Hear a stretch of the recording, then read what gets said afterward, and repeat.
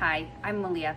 I'm a communications student, a creative writer, and someone who has spent over 9 years inside the corporate beast helping brands grow while watching leaders at the top reap most of the rewards. So today I'm talking about something that's not just personal, but structural. It's systemic.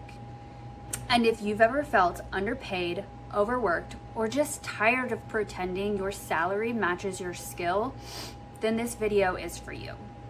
Let's talk about some income gaps in American capitalism, not the abstract version, which discusses the 1% versus the 99%. I mean the real, raw gap. It's the chasm between the CEO making $13 million a year and the social media manager earning a median salary of $71,000 a year. I've lived a similar gap, and I've watched it get wider the harder I worked. As someone who's personally experienced the pay gap between roles and responsibilities compared to pay, the real numbers are staggering. Take the expectations of the social media manager, for instance. They actively create, curate, and manage the very voice and image that public brand portrays. They are the direct connection and direct source for the consumer of that company. So as a social media manager, the expectation to constantly evolve knowledge, technical, and creative skills is an unwritten requirement for the position.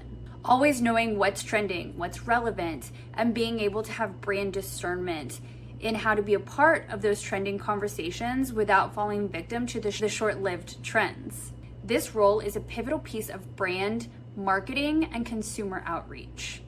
Yet the CEO's compensation is prioritized over those people who are running the day-to-day company.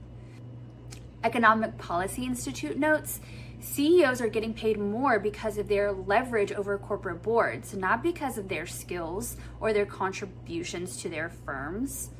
We, the workers, show up, consistently devote our time and energy to the company, and are asked to believe and breathe its goals and ambitions. Yet the system still whispers, "You should be grateful." But I'm not willing to whisper back any longer. That's where user-generated content becomes power. It gives a voice to the individual, to the worker, to the masses. With the average person having the ability to build their personal brand connected to no company, it creates personal authority for the viewers. And the more voices shedding light on issues we mostly all have some stake in is an invaluable asset to people and workers. UGC is real people telling real truths, no filters, no corporate spin, no agenda other than sharing.